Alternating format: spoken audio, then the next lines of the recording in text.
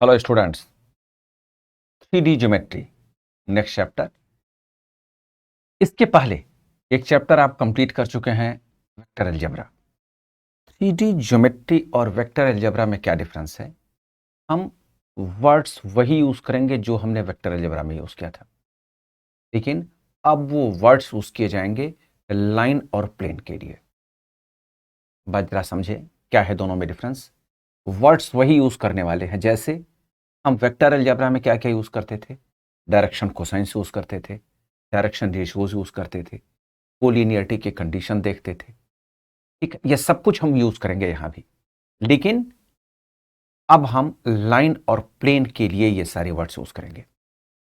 तो ये समझना आपके लिए और आसान हो जाएगा अगर आपका वेक्टर अलजेब्रा में कॉन्सेप्ट क्लियर है, क्योंकि 3D की मीनिंग यही है, एक्स वाई जेड जो हमने वेक्टर अलजेब्रा में आपको बताया था। हर एक एक्सेस एक दूसरे के क्या होता है, 90 डिग्री पर होता है। तो ठीक है, जो वर्ड्स हमने वेक्टर अलजेब्रा में यूज किया था वो अब कैसे यूज किए जाने वाले हैं वो हम जरा देखते हैं। कॉन्सेप्ट अच्छी तरह से सीखें, क्योंकि हर एक कॉन्सेप्ट से रिलेटेड जो मैं उस एक्सरसाइज से रिलेटेड बताता हूं, अगर उससे आप अच्छी तरह से कर ले तो उससे रिलेटेड एक्सरसाइज में आपको कभी प्रॉब्लम होगी ही नहीं, आप इजिली सॉल्व कर लेंगे। तो एक 3D स्पेस में पहले बना लो, उसके बाद इसी से रिलेटेड सारे वर्ड्स कनेक्ट कर लिए जाएंगे। यह हम जानते हैं, हमने ये वेक्टर अलजेब्रा में भी पढ़ा है कि हम इसे एक्स एक्सेस मान लेते थे, हम इसे वाई एक्सेस और इसे जेड एक्सेस। अभी भी यहां है 3D स्पेस। एक हमने मान लो ये एक पॉइंट शो करने के लिए हमने एक इस तरह से बनाया, इसको आप डॉटेड बनाएं तो ज्यादा अच्छी तरह से क्लियर हो जाएगा।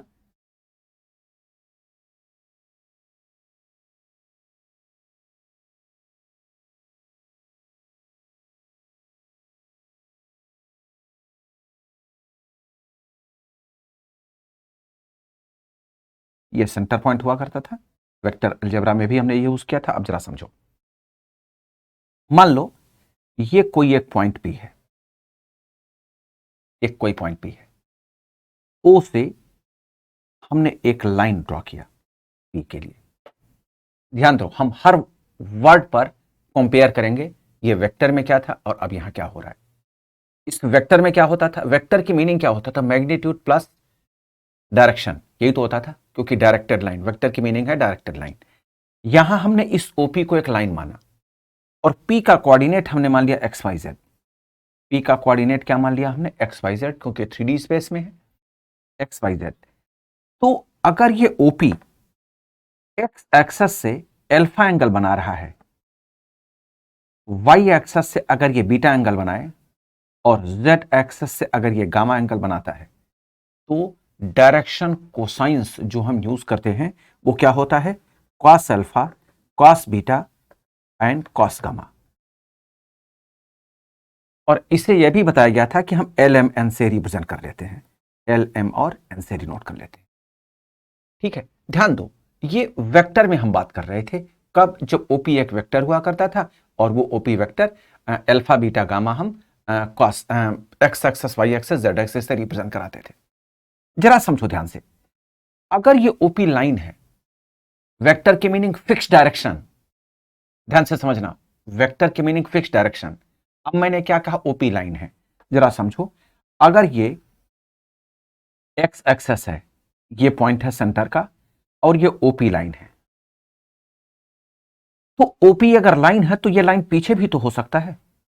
ये लाइन पीछे नहीं जा सकती क्या, जा सकती है। डायरेक्टेड लाइन मीनिंग वेक्टर में ये नहीं जा सकती थी, इसीलिए वेक्टर में फिक्स होता था कॉस अल्फा, ये अगर अल्फा एंगल होता है तो। लेकिन अगर ये लाइन है तो ये पीछे भी तो जा सकती है, और अगर ये पीछे भी जा सकती है तो ये ग्रैंड टोटल ओ पर एंगल कितना बनेगा, 180। तो इसकी मीनिंग ये जो रिमेनिंग है ये क्या हो गया, पाई माइनस अल्फा। जरा समझो, ये कंप्लीट अल्फा है जो ये एंगल बता रहा है, और कंप्लीट अगर हम लाइन के लिए एंगल लेते हैं तो 180 मीनिंग पाई। तो ये जो नीचे वाला एंगल हुआ वो पाई माइनस अल्फा हुआ। तो इसकी मीनिंग ये जो लाइन है वो दो तरह के एंगल को रिप्रेजेंट करेगा, और दोनों क्योंकि डायरेक्शन कोसाइंस को ही बताते हैं, तो अब अगर हम कॉस पाई माइनस अल्फा की बात करें तो कॉस पाई माइनस अल्फा क्या होगा? माइनस कॉस अल्फा, क्योंकि ये जाएगा सेकेंड क्वाड्रेंट में, और सेकेंड क्वाड्रेंट में वह साइन और कॉसेक ही पॉजिटिव होते हैं। तो अब ये क्या बताएगा? अब ये बताएगा माइनस कॉस अल्फा, और अगर हम कॉस पाई माइनस बीटा करें सेम अप्रोच के अकॉर्डिंगली, तो ये हो जाएगा माइनस कॉस बीटा, और अगर हम यही अप्रोच गामा एंगल के साथ यूज करें तो ये हो जाएगा माइनस कॉस गामा। और cos alpha, cos beta, cos gamma को क्योंकि हम एल एम एन से रिप्रेजेंट कर रहे हैं, तो ये फिगर किससे अब रिप्रेजेंट किया जाएगा? माइनस एल, माइनस एम और माइनस एन से। तो इसकी मीनिंग ये हुआ कि अगर हम सेट ऑफ डायरेक्शन कोसाइंस की बात करें, सेट ऑफ डायरेक्शन कोसाइंस की बात करें, तो हम क्या लिख सकते हैं? Plus minus L, plus minus M और प्लस माइनस एन, ये होते हैं डायरेक्शन कोसाइंस। इसकी मीनिंग लाइन के लिए दो तरह से डायरेक्शन कोसाइंस डिफाइन किया जा सकते हैं, जबकि वेक्टर के केस में एक ही तरह से डायरेक्शन कोसाइन डिफाइन किया जा सकता है, एल एम एन। तो आई होप ये डिफरेंस क्लियर हो गया होगा। आगे हम चलते हैं। अच्छा, नेक्स्ट वर्ड अगर हम बात करें तो यूज हम बार बार करते थे, डायरेक्शन रेशियोज, डायरेक्शन कोसाइंस, यही तो यूज करते थे। और अगर हम डायरेक्शन रेशियो अभी हम डिस्कस करेंगे, उससे पहले डायरेक्शन कोसाइंस जो चल रहा है, अगर हम इसी से रिलेटेड एक और वर्ड यूज करें तो हम उसमें एक कंडीशन भी यूज करते थे, L square plus M square plus N square equal to क्या होता है? 1। ये डायरेक्शन रेशियोज के आपस में रिलेशंस होते हैं, ठीक है। एल के जगह पर, एम के जगह पर, एन के जगह पर अगर आप माइनस भी यूज करते हैं, माइनस एल का होल स्क्वायर भी एल ही होगा, एल का ही स्क्वायर बनेगा। माइनस एम का होल स्क्वायर भी एम स्क्वायर ही बनाएगा, और माइनस एन का होल स्क्वायर भी एन स्क्वायर ही बनाएगा। तो ये रिलेशन दोनों केस में डिफाइन हो जाता है, meaning set of direction cosines के केस में ये डिफाइन होता है, L square plus M square plus N square equal to. आगे चलते हैं एक और वर्ड पर, डायरेक्शन रेशियोज।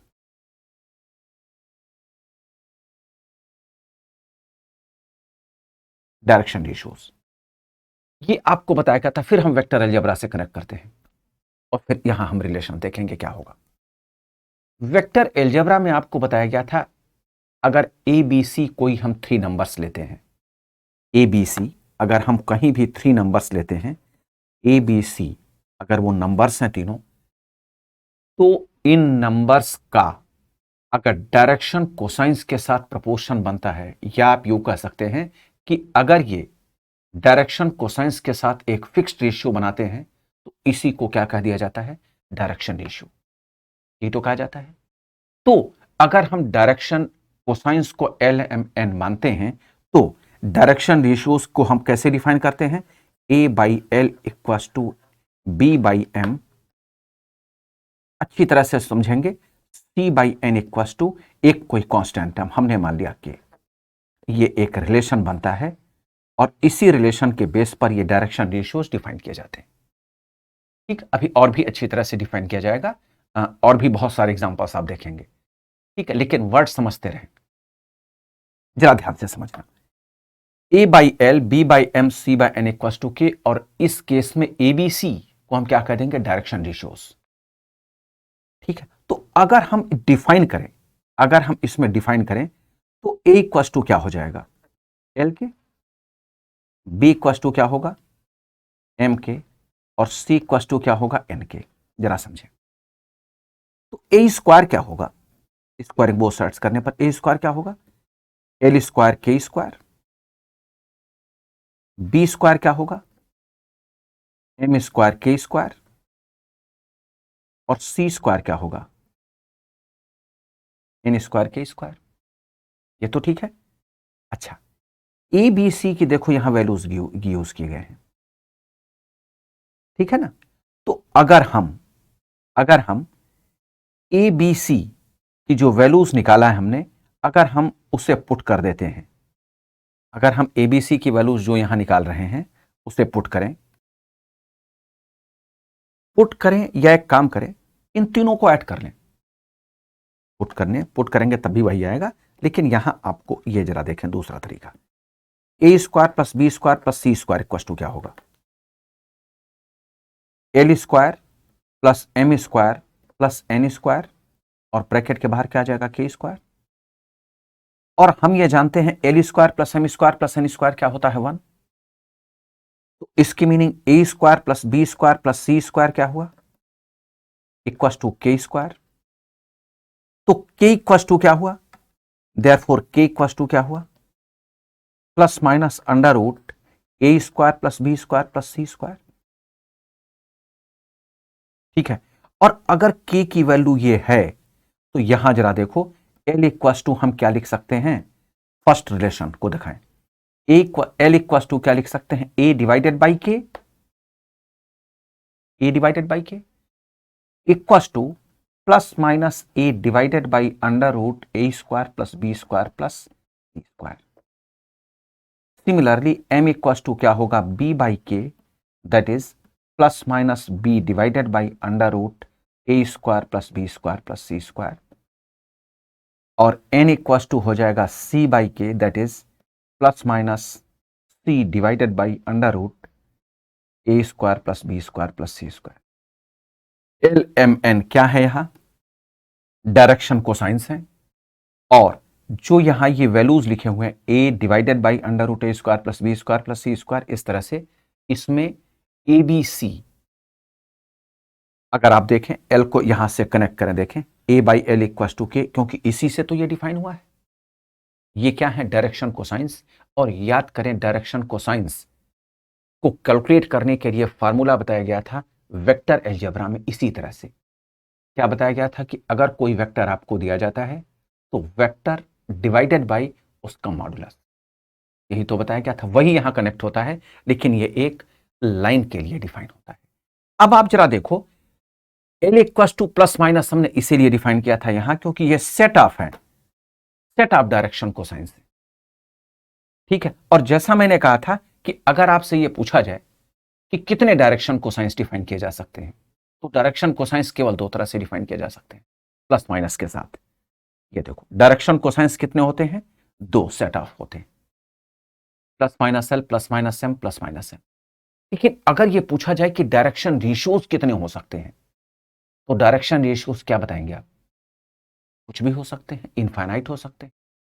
भाई एबीसी आप मान लेंगे तो एबीसी के अकॉर्डिंगली बन जाएगा, एक्स वाई जेड मान लेंगे तो एक्स वाई जेड के अकॉर्डिंगली हो जाएगा, पी क्यू आर मान लेंगे तो पी क्यू आर के अकॉर्डिंगली हो जाएगा, जो भी आप चाहें जूम कर लें। ठीक है। इस वर्ड को हम और भी अच्छी तरीके से आगे सीखेंगे। अभी तुरंत के लिए आप इतना मान लें कि इनफाइनाइट डायरेक्शन रेशियोज डिफाइन किए जा सकते हैं, बनाए जा सकते हैं। लेकिन डायरेक्शन कोसाइंस की अगर हम बात करें तो यह केवल दो तरह के डिफाइन किए जा सकते हैं, एक प्लस साइन के साथ और दूसरा माइनस साइन के साथ। अच्छा, एक बात तो आपको और भी बता दिया गया है कि अगर यह हम वेक्टर अलजेब्रा में भी सीख चुके हैं कि अगर आपको कहीं भी एक कोई वेक्टर दिया जाता है और उस वेक्टर में डायरेक्शन कोसाइंस और डायरेक्शन रेशियोज को डिफाइन करने के लिए कहा जाता है, तो क्या करते हैं, उसका यूनिट वेक्टर निकाल लें। यूनिट वेक्टर निकालने के बाद जो इनके स्केलर कंपोनेंट होते हैं उसी को क्या कहा जाता है, डायरेक्शन कोसाइंस। बात जरा समझो, उनका स्केलर कंपोनेंट क्या होता है, डायरेक्शन कोसाइंस।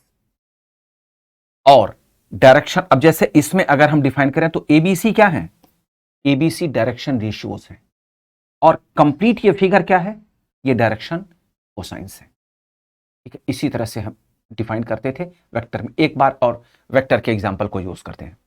मान लो कोई एक वेक्टर ए दिया गया है, ए वेक्टर इक्वल टू दे दिया गया है 2i cap plus 3j cap minus 4k cap. अगर इसके डायरेक्शन रेशियोज और डायरेक्शन कोसाइंस डिफाइन करने के लिए कहा जाए, क्योंकि इसकी जरूरत पड़ती है, तो ध्यान दें क्या करेंगे, डायरेक्शन कोसाइंस के लिए ए का यूनिट वेक्टर आप निकाल लें। अब ए का यूनिट वेक्टर जब आप निकालेंगे तो क्या होता है, A vector divided by modulus of A vector. तो ये क्या हो जाएगा, 2 डिवाइडेड बाई अंडर रूट 2 का स्क्वायर प्लस 3 का स्क्वायर प्लस माइनस 4 का स्क्वायर। दूसरा पॉइंट क्या मिलेगा, 2 का स्क्वायर 4, 3 का स्क्वायर 9, 9 प्लस 4 13, 13 और 16 29, 2/29। और अगर हम दूसरे स्केलर कंपोनेंट के लिए यूज करें तो 3 डिवाइडेड बाई अंडर रूट 2 का स्क्वायर प्लस 3 का स्क्वायर प्लस -4 का स्क्वायर, तो ये हो जाएगा 3 divided by √29।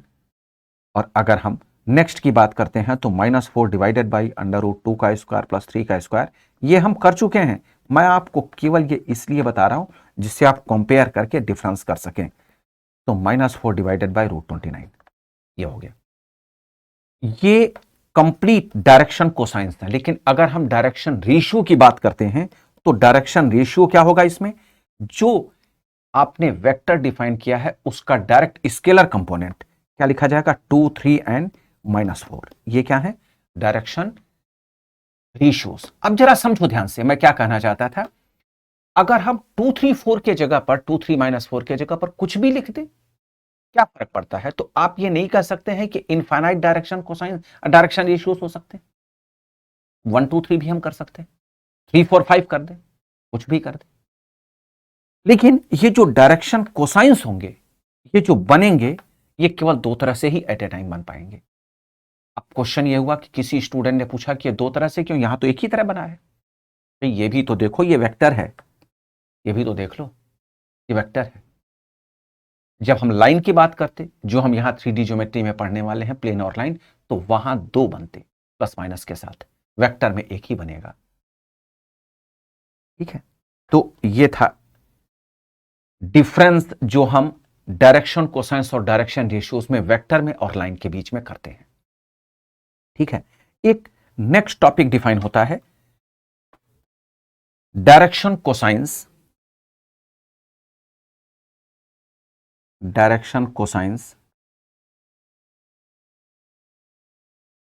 And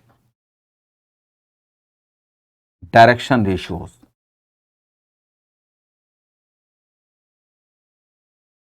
direction ratios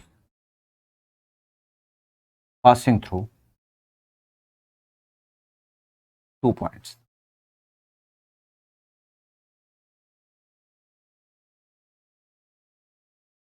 Passing through 2 points. अब हम वेक्टर की बात नहीं कर रहे हैं, ध्यान दें। वेक्टर आपको केवल कंपेयर करके मैंने बताने के लिए क्या था कि क्या इन दोनों में डिफरेंस है। हम बेसिकली वही वर्ड्स यूज कर रहे हैं, डायरेक्शन कोसाइंस और डायरेक्शन रेशियोज, लेकिन अब हम प्लेन में कर रहे हैं, 3D प्लेन, प्लेन या लाइन। मान लो कोई एक 3D स्पेस में एक कोई लाइन है पी क्यू,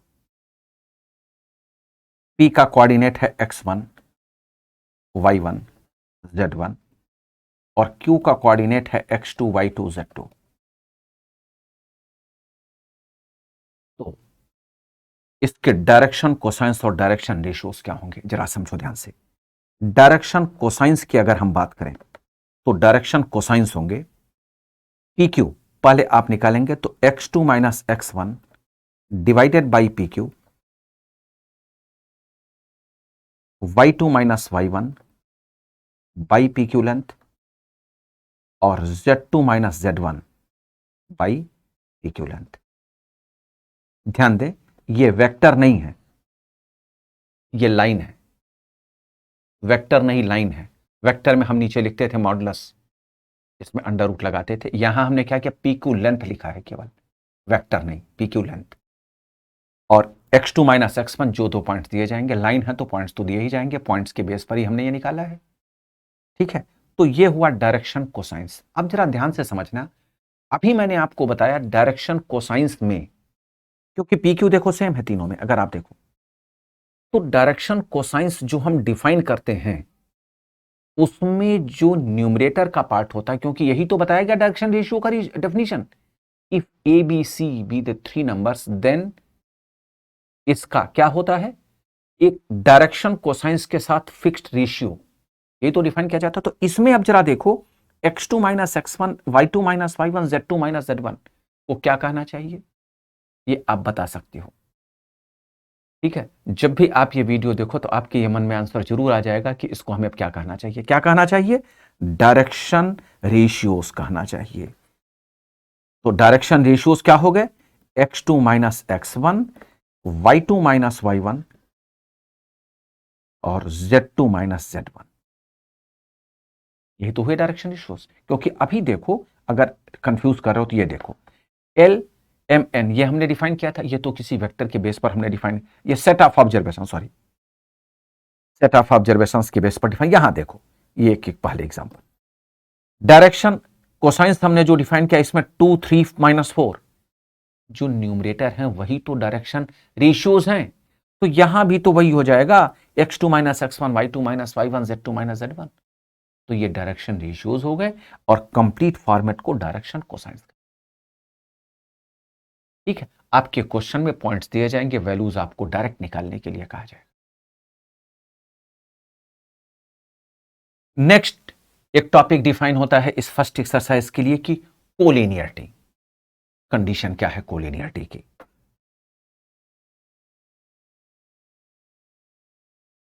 कोलिनियरिटी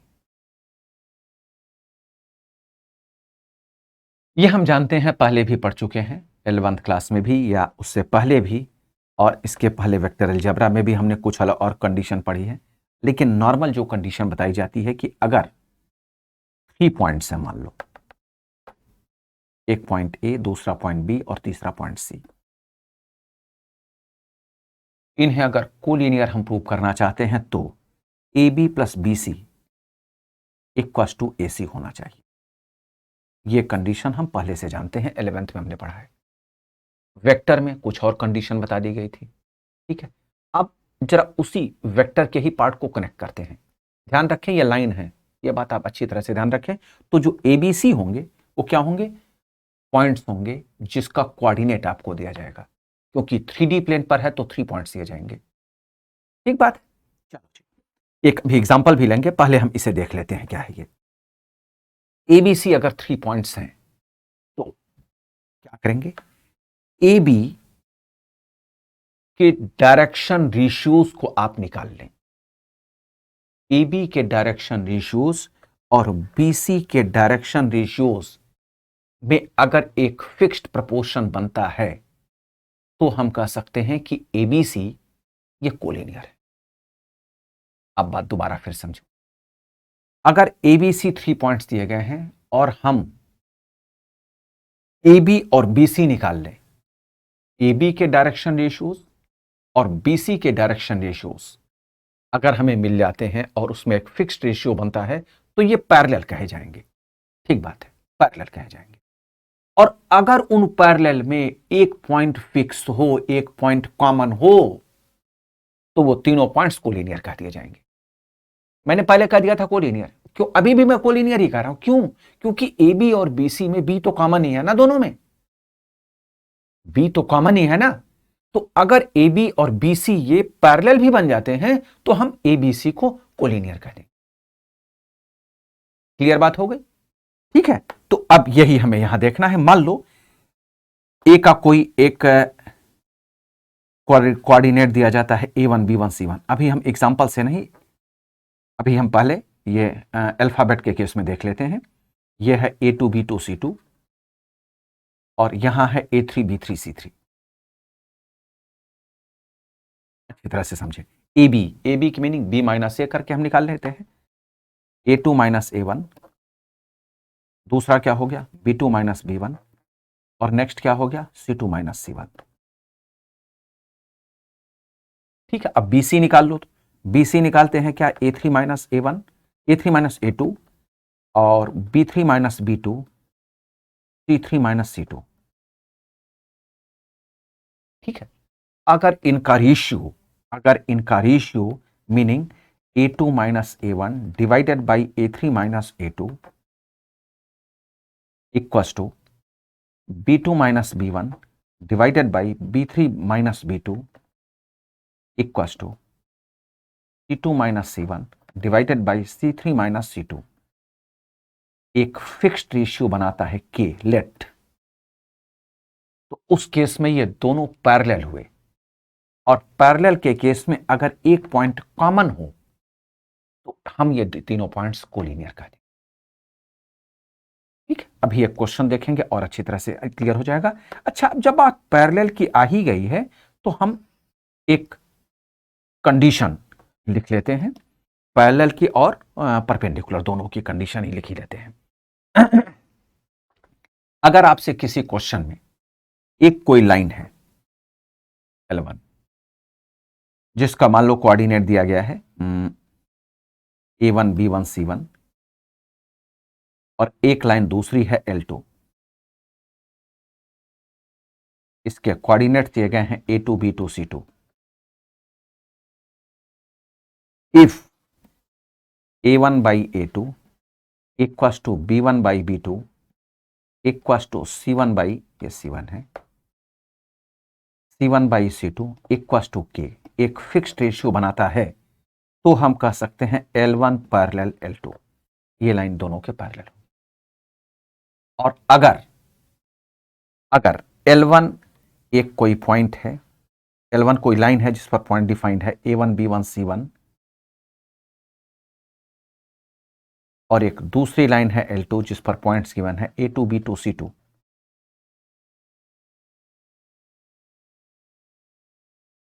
अगर ये दोनों लाइन एक दूसरे के परपेंडिकुलर हैं तो कंडीशन क्या होती है A1 A2 plus B1 B2 plus C1 C2 equals to 0।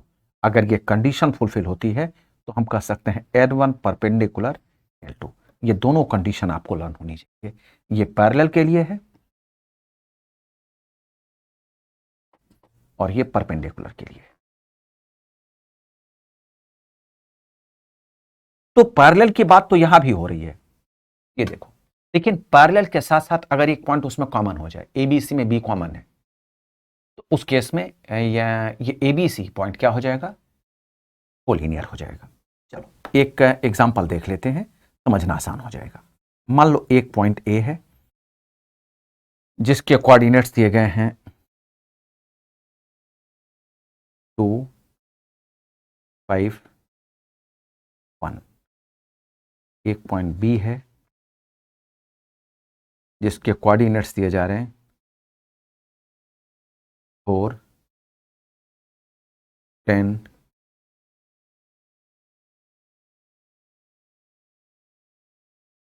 एक मिनट, ये चलो 4 मान लो और ये 10 मान लो ही, चलो ठीक है 10 ही मान लो, ये 3 मान लो, और एक पॉइंट सी है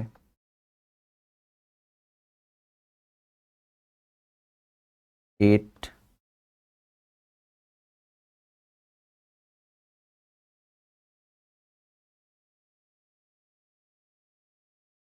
और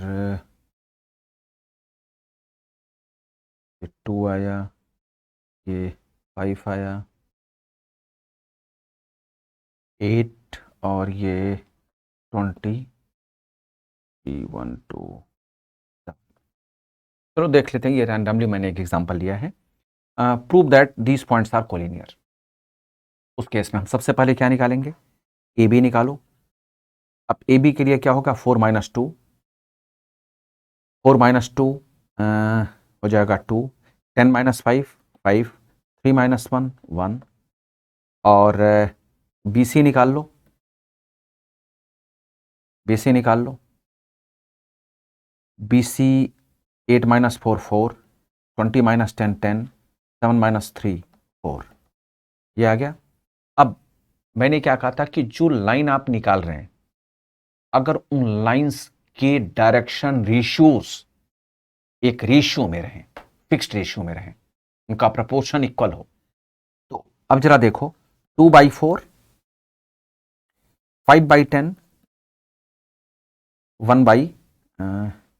1/4 आ गया, ये 1/2 होना चाहिए, तो एक काम करो यहां 5 बना दो, 5/3 2 हो जाएगा,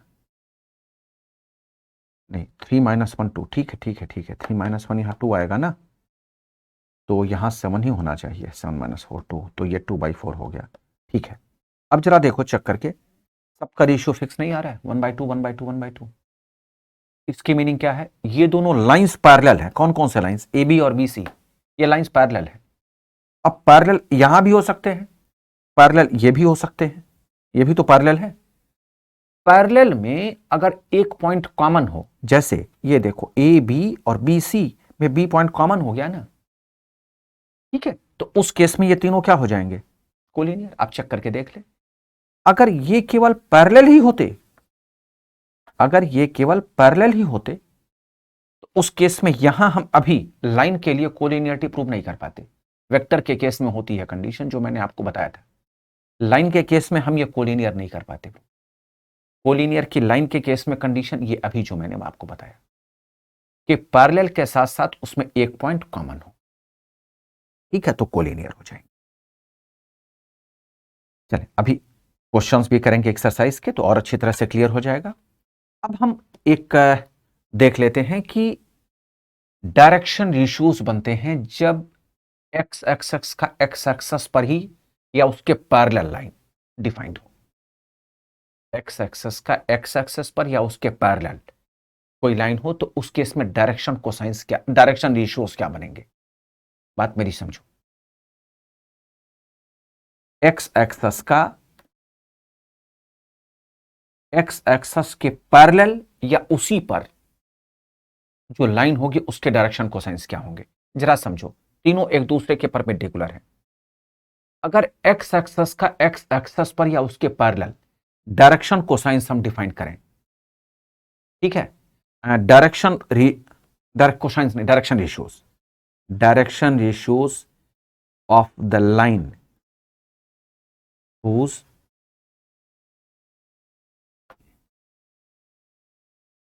which is on x axis or parallel to x axis, तो उस केस में क्या होगा।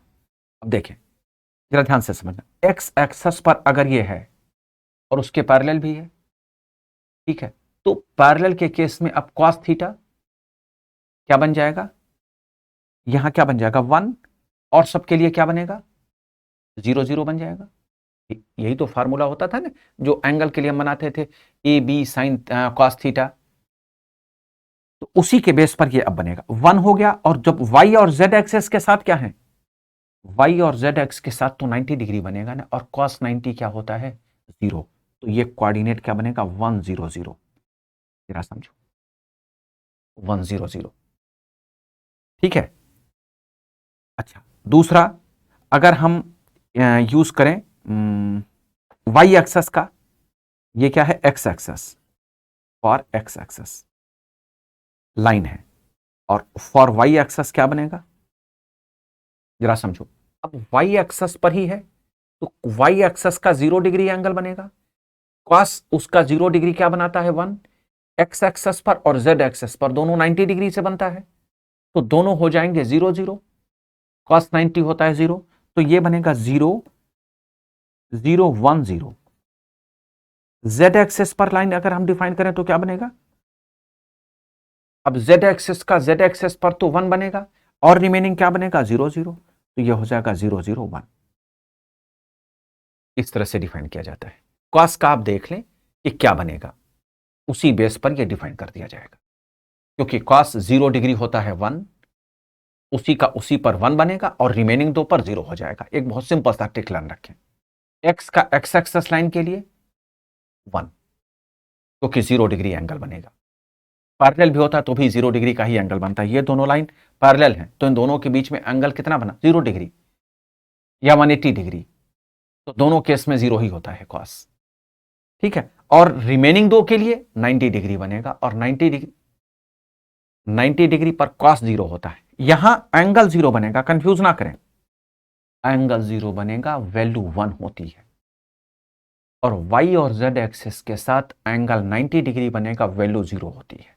तो इसी बेस पर यहां डिफाइन किया गया। अब हम चलते हैं एक्सरसाइज पर, क्योंकि इतने ही एक्सप्लेनेशन के बेस पर इस 3D के फर्स्ट एक्सरसाइज के क्वेश्चंस को आप इजीली सॉल्व कर सकते हैं। 1 बाय 1 देखते हैं क्या है। तो exercise 11.1, exercise 11.1, if a line makes angle 90 degree 135 degree 90 degree 135 degree and 45 degree with x y z axis, ये किसके एक्सेस के लिए है, x एक्सेस, ये किसके लिए है? Y axis. और ये किसके लिए है? Z axis. ठीक है। अच्छा, एक बात सुनो, ये बच्चों डायरेक्शन रेशियोज नहीं, डायरेक्शन कोसाइंस है। ठीक है, डायरेक्शन कोसाइंस एंगल है ना ये। ठीक है ना, तो कॉस का ही एंगल बनता है ना डायरेक्शन, कॉस अल्फा। तो अल्फा एंगल ये हो जाएगा, इसमें कंफ्यूज ना करें, हमने रेशियो बता दिया था, वो डायरेक्शन कोसाइंस है। ठीक है जी, आगे चलते हैं। Exercise 11.1, 90 degree, 135 degree, 45 degree X Y Z axis के साथ बनाता है। तो कोई कंफ्यूजन ही नहीं है। एक्स एक्स के साथ अल्फा बनता है, बीटा दूसरे वाई एक्सेस के साथ बीटा, और जेड एक्सेस के साथ गामा बनता है। इसकी meaning cos X cos alpha equals to cos 90 degree, cos beta equals to cos 135 degree, और cos gamma equals to cos 45 degree.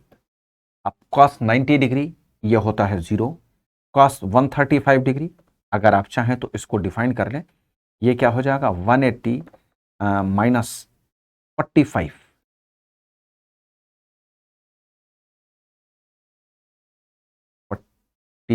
हाँ ठीक है।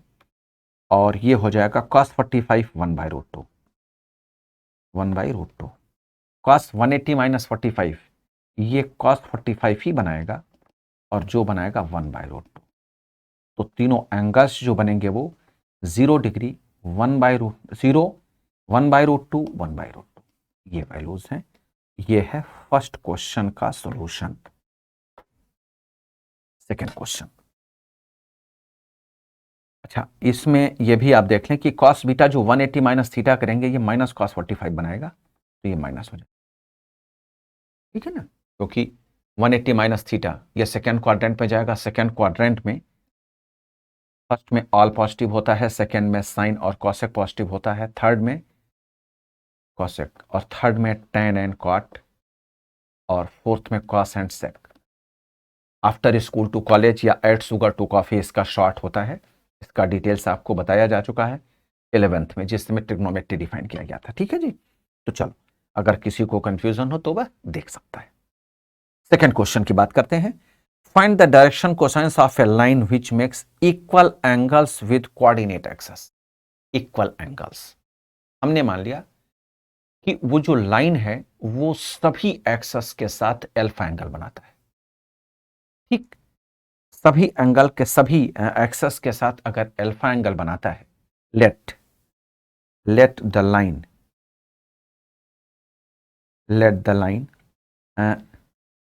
makes alpha angle of x, y and z axis, then अब तीनों angles को हम क्या represent करेंगे? cos अल्फा x एक्सेस के लिए, y एक्सेस के लिए भी यही होगा cos अल्फा, z एक्सेस के लिए भी यही होगा cos अल्फा। ये किसके लिए है? x axis. ये किसके लिए है? y axis. और ये किसके लिए है? z axis. तो अब अगर इसे हम डिफाइन करें, हम ये जानते हैं एक स्टेटमेंट कि इसे हम LMN से भी डिनोट कर लेते हैं, क्योंकि ये डायरेक्शन कोसाइंस ही तो है। ठीक है, cos alpha, cos beta, cos gamma जो एक्स वाई जेड एक्सिस के साथ रिप्रेजेंट किए जाते हैं। तो अब जरा सोचो थोड़ी देर के लिए, हम ये तो जानते हैं L square plus M square plus N square equal to 1, ये तो हम जानते हैं। अब एल के जगह पर क्या है? कॉस अल्फा, तो इसकी meaning cos square alpha plus cos square alpha plus cos square alpha equal to हो गया 1, that is 3 cos square alpha equal to 1, that is cos square alpha equal to 1/3, and cos alpha equal to क्या होगा? Plus minus 1/√3। इसकी meaning यही angle तीनों access के साथ बनेगा, दैट इज एंगल्स, या आप कहें डायरेक्शन कोसाइंस, जिसे हम एंगल कहते हैं, डायरेक्शन कोसाइंस क्या होंगे? Plus minus 1/√3 plus minus 1/√3 plus minus 1/√3।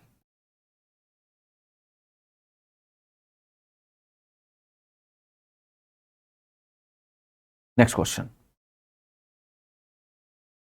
if a line has the direction ratios, if a line has direction ratios -18, 12 and -4, direction ratios क्या है किसी लाइन के लिए? Direction ratios of the line ये क्या है?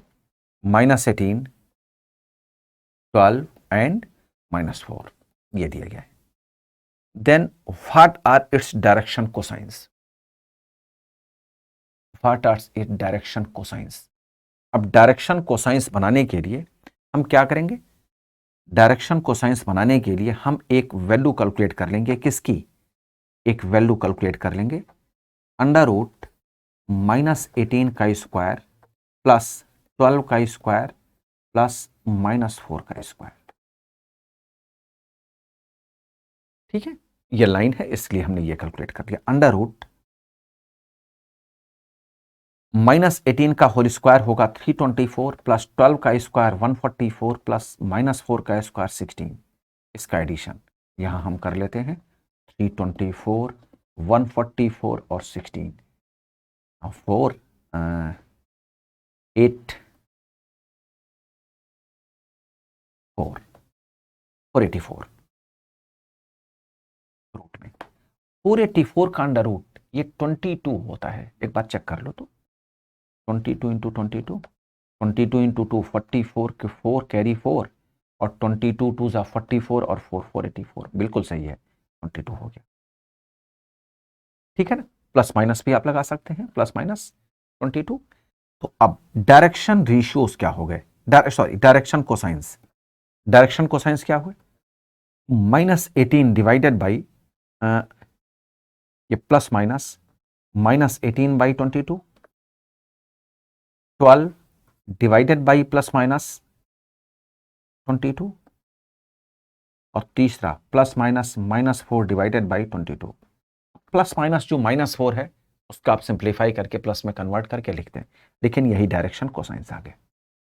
ठीक है, ये अप्रोच हम वेक्टर में भी यूज कर चुके हैं, लेकिन वहां कंपोनेंट्स आई जे के साथ हुआ करता था. यह लाइन है. ठीक है, वहां हम एक मॉडुलस निकालते थे, फार्मूला यूज करते थे. ये हमने यूज कर लिया. और जो भी आप डायरेक्शन कोसाइंस निकाल रहे हैं उसमें जो न्यूमरेटर का पार्ट होता है वही क्या होता है? Direction ratios. आप चेक करके देख लें, वही मैच हो जाएगा. ठीक है ना. तो नेक्स्ट पर चलते हैं.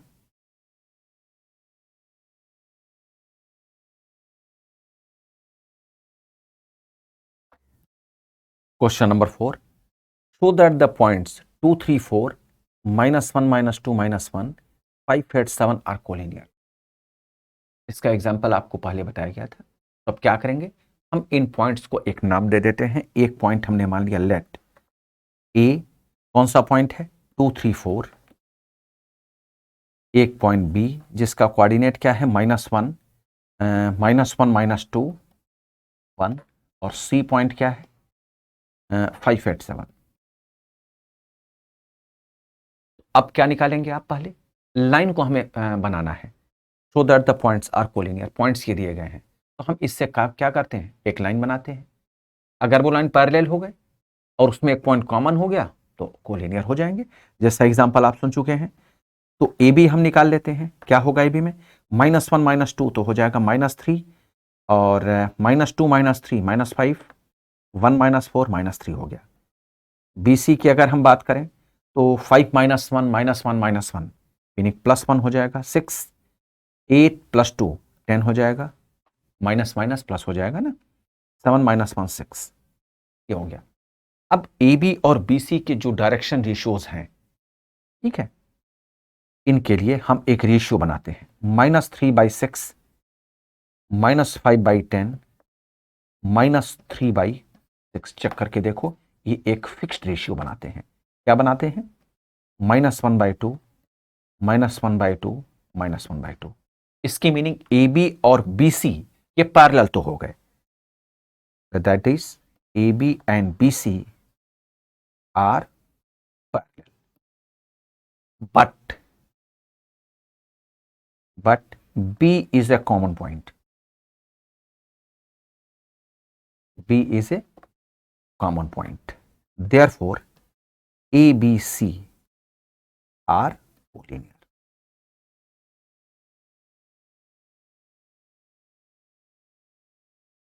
Question number 5,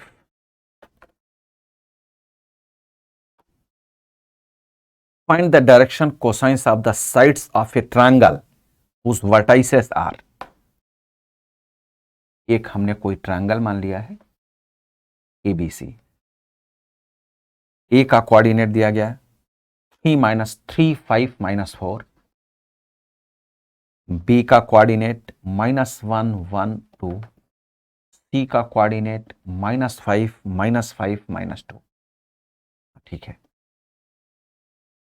find the direction cosine of the sides of the triangle. ध्यान देना, साइड्स का पूछा गया है, इसकी मीनिंग ए बी का पूछा गया, बी सी का पूछा गया और सी ए का पूछा गया। ठीक है, तीनों साइड्स का पूछा गया है डायरेक्शन कोसाइन। तो हम पहले क्या करेंगे, साइड्स के डायरेक्शन रेशियोज निकाल लें। ए बी क्या होगा, माइनस माइनस -1 -3 -4 और 1 - 5 -4 और 2 -4 6। ये हो गया। अब अंडर रूट इसका निकाल लेते हैं। अंडर रूट -4 का स्क्वायर प्लस -4 का स्क्वायर प्लस 6 का स्क्वायर, ये कितना आ जाएगा, रूट 16 + 16 + 36। ये कितना आ जाएगा, 13 और प्लस 66 इन 16 × 16 32, 8 और 6 68, रूट 68। ठीक है ना, 6 2 8। ठीक है, चलो जी। तो अब ए बी के लिए डायरेक्शन कोसाइंस क्या हुआ, direction cosines of A B equals to -4/√68। ठीक है, और दूसरी वैल्यू क्या हो गई, -4/√68 और 6/√68। ये हो गया ए बी के लिए। क्या इसी तरह से बी सी और ए सी के लिए डायरेक्शन कोसाइंस नहीं आ जाएंगे, सेम पैटर्न, सेम पैटर्न। तो इस तरह से आपका ये एक्सरसाइज 11.1 कंप्लीट होता है।